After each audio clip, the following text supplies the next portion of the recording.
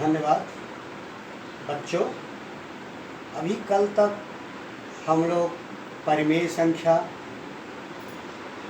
दशमलव भिन्न, आवर्ती दशमलव भिन्न के बारे में अध्ययन किए। आज हम अपरिमेय संख्या के बारे में अध्ययन करेंगे। संख्या रेखा पर परिमेय संख्याओं के निरूपण के अलावा अपरिमेय संख्याओं को भी निरूपित किया जा सकता है। ऐसी संख्याएं जो भिन्नात्मक रूप में होती हैं लेकिन उनका दशमलव लेखन आवर्ती नहीं होता है, ऐसी संख्याओं को हम अपरिमेय संख्याएं कहते हैं। अपरिमेय संख्याओं की पहचान के बारे में हम जब परिमेय संख्याओं का भागफल करते हैं तो उनका भागफल जब अशांत होता है, अखंड होता है, अखंड के अलावा वो आवर्ती नहीं होता है, अनावर्ती होता है, तो ऐसी संख्याएं अपरिमेय संख्याओं के नाम से जानी जाती हैं। प्रत्येक अपरिमेय संख्याएं अखंड और अनावर्ती होती हैं। अखंड अनावर्ती दशमलव भिन्न अपरिमेय संख्याएं होती हैं। इस प्रकार हम देखते हैं कि करणी 2 ऐसी अपूर्ण वर्ग संख्याएं, अपूर्ण वर्ग संख्याएं जैसे करणी 2, करणी 3, करणी 5, करणी 6, करणी 7, करणी 8, करणी 10, करणी 11, करणी 12, करणी 13, करणी 14, करणी 15, करणी 16 नहीं, करणी 4 नहीं, करणी 9 नहीं। क्यों? क्योंकि करणी 4 का मतलब उसका वर्गमूल लिया जा सकता है, वो परिमेय संख्या हो गया 2। इसी तरह करणी 9 भी करणी में है लेकिन उसका वर्गमूल 3 होता है, 3 बराबर 3/1। करणी 16 बराबर 4 बराबर 4/1। जिन पूर्ण वर्ग संख्याओं के वर्गमूल पूर्णांक होते हैं, चाहे वो ऋणात्मक हो या धनात्मक, ऐसी संख्याएं वो अपरिमेय नहीं होती हैं बल्कि परिमेय होती हैं। हम चल रहे हैं अपरिमेय पर का अध्ययन कर रहे हैं, तो मैंने कहा कि ऐसी परिमेय संख्याओं का भागफल जो अखंड और अनावर्ती हो, अपरिमेय संख्याएं होती हैं। अशांत होता है इनका भागफल, अखंड होता है। ऐसी ही संख्याओं में हम करणी 2 को संख्या रेखा पर किस प्रकार निरूपित करते हैं, इसका अध्ययन हम कर रहे हैं। बच्चों, इधर आप देखें, एक संख्या रेखा की लाइन यम है, ये लाइन यम है। यहाँ पर एक बिंदु O है, O से A इसकी दूरी जो है 1 इकाई है। OA बराबर A, आप देखें बच्चे, OA बराबर 1 इकाई।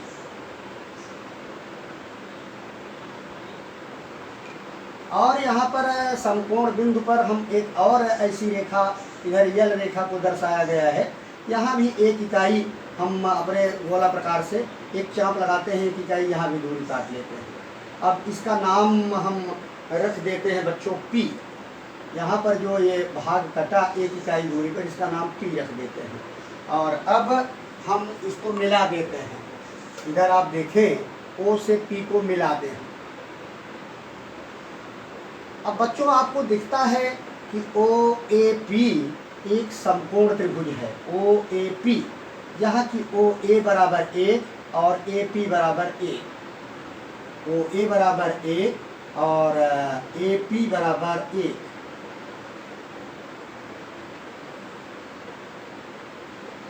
प्रश्न हमारा ये है कि करणी 2 ये अपरिमेय संख्या है, इसको संख्या रेखा पर दर्शाना।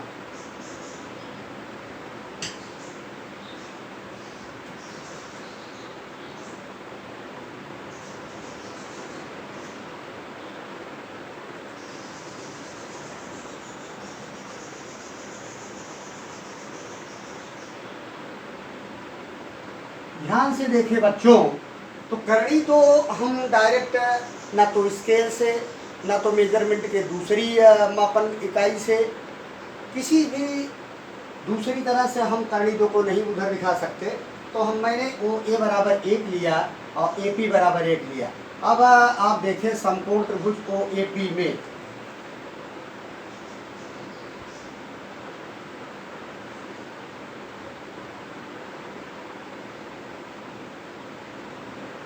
समकोण त्रिभुज ओ ए पी में OP इसका कर्ण है और OA और AP ये आधार और लंब कह सकते हैं या समकोण बनाने वाली भुजाएं। भुजा OA और AP ये समकोण बनाने वाली भुजाएं हैं और इसका OP कर्ण है। क्या है बच्चों? OP कर्ण है। समकोण के सामने, समकोण बिंदु के सामने की भुजा कर्ण होती है। कर्ण किसी भी समकोण त्रिभुज की सबसे बड़ी भुजा होती है। तो OP वर्ग बराबर समकोण बनाने वाली दोनों भुजाओं का वर्ग OA वर्ग प्लस AP वर्ग। अब ध्यान से देखें आप, हमें OP का मान ज्ञात करना है, इसी का मान हमें निकालना है। तो OP वर्ग बराबर OA कितना है बच्चों? 1, तो 1 का वर्ग। AP कितना है? 1। AP कितना है बच्चों? 1, 1 का वर्ग। तो 1 का वर्ग 1 और फिर 1 का वर्ग 1। तो अब OP वर्ग बराबर कितना हो गया विद्यार्थियों? 1 1 2। अब हम OP वर्ग बराबर 2, तो OP बराबर क्या होगा? 2 का वर्गमूल करणी 2।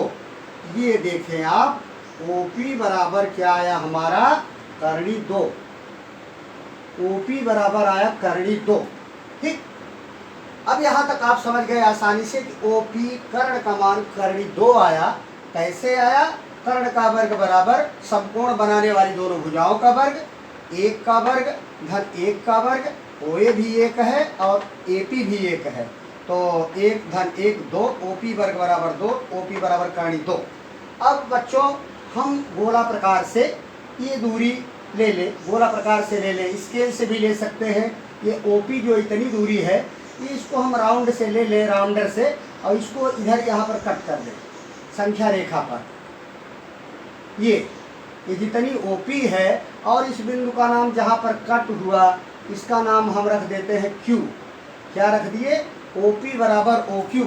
ये आपका स्पष्टीकरण भाग है। इधर किस तरह से हम स्पष्टीकरण में दर्शाते हैं, जिसको हम गणित में विश्लेषण कहते हैं। गणित शिक्षण की 2 प्रमुख विधियां हैं, विश्लेषण और संश्लेषण, एनालिटिक एंड सिंथेटिक। एनालिटिक में हम जो कुछ भी आपको समझाते हैं, आप कन्वर्सेट करके पूछते हैं, शंकाओं का समाधान होता है, अच्छी तरह हम शिक्षण अधिगम के द्वारा सीखते हैं। इस पद्धति को हम विश्लेषण कहते हैं। विश्लेषण के द्वारा सीख करके उस बात को सुसंगत ढंग से व्यक्त करना, लेखन करना, ये संश्लेषण विधि होती है बच्चों। तो विश्लेषण और संश्लेषण को मिलाकर अभी हमारा OP बराबर OQ, OP बराबर OQ, ये कितना हो गया विद्यार्थियों? करणी 2, करणी 2 हो गया। इधर ये OQ बराबर करणी 2। अब ये OQ ये कितना हो गया विद्यार्थियों? करणी 2।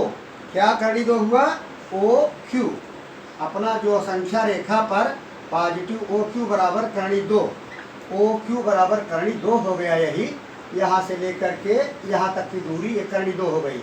OQ इधर लेफ्ट, इधर जो है धनात्मक संख्याएं बढ़ती हैं और इधर ऋणात्मक संख्याएं बढ़ती हैं, और प्रत्येक दाहिनी तरफ की संख्याएं बड़ी होती हैं और पीछे आती हुई संख्याएं वो छोटी होती जाती हैं। इधर करणी 2 है OQ, तो इधर इतनी ही दूरी हम OQ इधर ले लें अपनी करणी 2 की। ये यहाँ से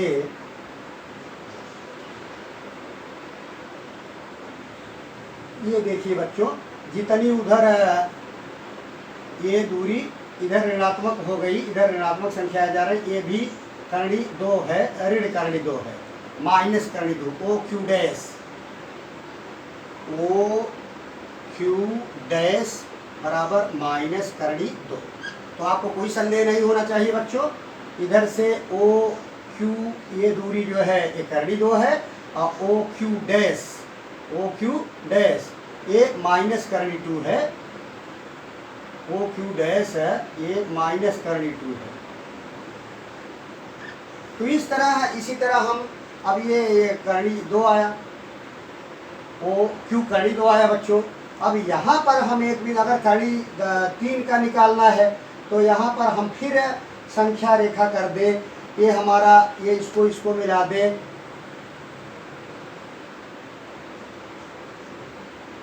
इससे। तो ये कितना हो गया बच्चों आपका दूरी।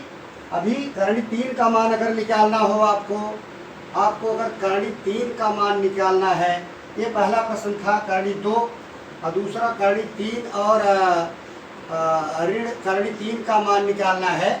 तो ये रेखा यहाँ से यहाँ तक आपकी हो गई, ये कितनी थी करणी 2, तो ये करणी 2 हो गई। और ये रेखा कितनी है, ये रेखा 1 है और ये कितनी है करणी 2 है, ओ क्यू करणी 2 है। तो अब हम यहाँ पर अगर R बिंदु ले लें, R बिंदु, तो इसका धन QR वर्ग। बच्चों देखो जरा OQ कितना है, OQ करणी 2 था, इसका वर्ग। अब QR कितना है, यही 1 है, 1 का वर्ग। करणी 2 का वर्ग 2, किसी करणी की संख्या का वर्ग करणी 2 का वर्ग करणी 4 अर्थात 2। और इधर कितना हुआ बच्चों, 1 का वर्ग 1, 2 1 3। तो कितना हुआ बच्चों, OR वर्ग बराबर 3, तो OR बराबर 3 का वर्गमूल करणी 3। तो ये दूरी, ये जो OR है हमारी बच्चों कितनी हो गई, करणी 3। ये हम गोला प्रकार से ले ले या स्केल से। और ये दूरी यहाँ पर आती है, ये दूरी कर्ण की, हम इस पर लेके यहाँ काटें तो ये आती है Q, इधर T ले लें तो QT दूरी जो है ये हमारी QT दूरी, ये करणी 3। इधर OT, QT नहीं, OT करणी 3 हो गई, OT करणी 3। इधर हम यही दूरी ले लें लेफ्ट साइड में ले लें OT डैश।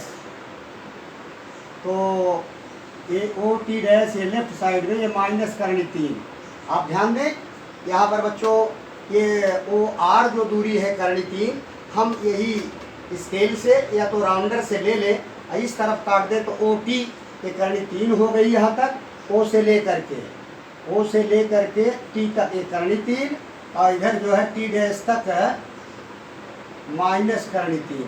इस प्रकार संख्या रेखा पर करणी 2 करणी 3 हुआ। आपका असाइनमेंट होता है जो होमवर्क, ये बच्चों करणी 5 को संख्या रेखा पर दर्शाओ और करणी 7 को संख्या रेखा पर दर्शाओ। करणी 5 आप करेंगे तो इसी तरह जिस तरह करणी 2 करणी 3 का मान निकाला गया, और कल हम करणी 5 और करणी 7 का मान संख्या रेखा पर दर्शाएंगे। सभी विद्यार्थी विशेष ध्यान दें कि वो पुनरावर्तन का कार्य करें, व्हाट्सएप वीडियो कॉल के जरिए संपर्क करके अपनी शंकाओं का समाधान फिर कर सकते हैं। किसी विद्यार्थी को कुछ पूछना है तो अपनी शंकाओं का समाधान कर सकते हैं। धन्यवाद। ओके।